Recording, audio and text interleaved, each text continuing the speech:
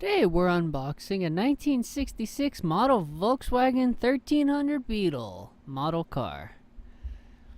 So let's check out this manual for the Volkswagen Beetle model car set.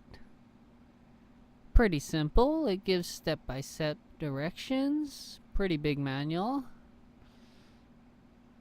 Geez, it just keeps unfolding, huh? And it's double-sided.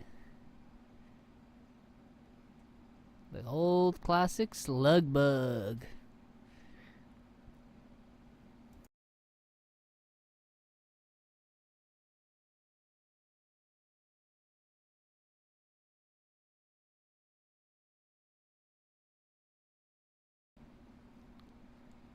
So here's the pieces it comes with. The shell of the car in white plastic. Bunch more white plastic pieces. And some chrome pieces in the same bag. Would you look at that?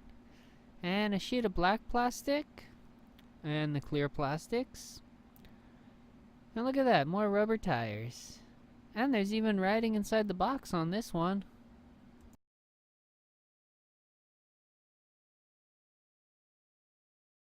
Thank you for watching, and be sure to subscribe for more awesome videos.